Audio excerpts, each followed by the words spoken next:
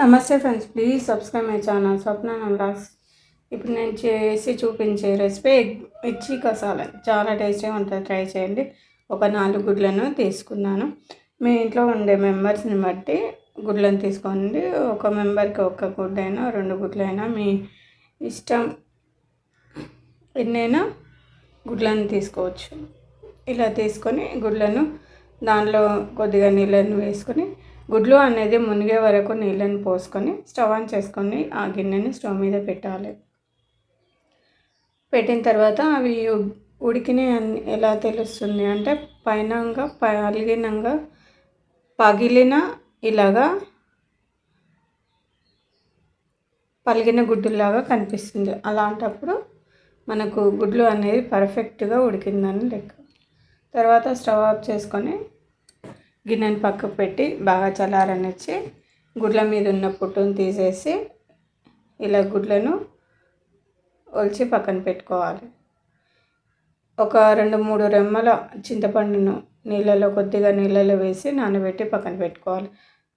ఒక stove on చేసుకొని ఒక ప్యాన్లోకి 2 స్పూన్ల నువ్వులు, 1 స్పూన్ కొబ్బరి పొడి, ఒక 2 యాలకులు, 2 దాల్చిన చెక్క, లవంగాలు ఒక 4, సాజీర కొద్దిగా,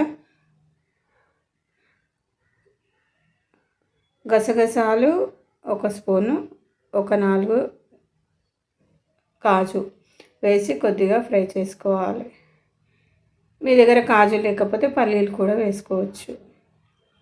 బాగా ఫ్రై అయిన తర్వాత స్టవ్ ఆఫ్ చేసుకొని పక్కన పెట్టి బాగా చల్లారనిచ్చి మిక్సీ జార్లోకి నువ్వులు, కాజు, మసాలా దినుసులు వేసుకొని మిక్సీ జార్లోకి వేసుకోవాలి. చింతపండు నానబెట్టిన చింతపండును కూడా అలాగే వేసేసి నీళ్ళతో సహా వేసేసి కొద్దిగా నీళ్ళని వేసి మెత్తని పేస్ట్ లాగా తయారు చేసుకొని పక్కన పెట్టుకోవాలి. మనకు గ్రేవీ అనేది ఎగ్ మిర్చి కసాలానికి గ్రేవీ రెడీ అయింది. ఉల్లిపాయ, ఒక పెద్ద సైజు ఉల్లిపాయను చిన్నగా కట్ చేసుకొని పక్కన పెట్టుకోవాలి. దాంట్లోనే ఒక 4 పచ్చిమిర్చిని పొడవుగా చీల్చినట్టుగా సాంబార్కి మనం కోసినట్టుగా కోసి పక్కన పెట్టుకోవాలి. స్టవ్ ఆన్ చేసుకొని ఒక ప్యాన్లోకి ఒక 2 స్పూన్ల నూనె వేసుకొని జీలకర్ర కొద్దిగా, ఆవాలు కొద్దిగా వేసుకోవాలి. మీరు కావాలంటే సాజీర కూడా వేసుకోవచ్చు. తర్వాత ఉల్లిపాయలను వేసి ఫ్రై చేసుకోవాలి.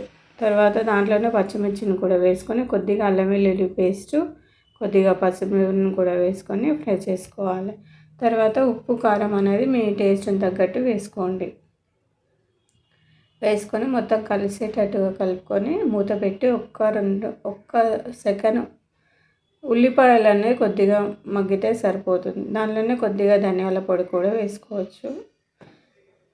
వేసుకొని కలుపుకొని మూత పెట్టాలి. తర్వాత ఉల్లిపాయలు అనేది కొద్దిగా మగ్గిన తర్వాత మనం పక్కన రెడీ చేసి పెట్టుకున్న మిక్సీ జార్లో ఉన్న మసాలా పేస్ట్ అనేది కూడా వేసుకొని దానిలోనే కొద్దిగా నీళ్ళని వేసుకొని మీ కన్సిస్టెంట్కి తగ్గట్టుగా నీళ్ళని వేసుకోవాలి. తర్వాత కొద్దిగా బెల్లం ముక్కను వేసుకోవాలి. బెల్లం ముక్క ఎందుకంటే చింతపండు అనేది పులుపు అనేది తలగకుండా స్వీట్నెస్ అనేది రావడానికి, చింతపండు పులుపు అనేది విరగడానికి బెల్లం కొద్దిగా వేస్తాను. తర్వాత దానిలోనే కొద్దిగా మార్వాడి మెంతిని కూడా వేసేసి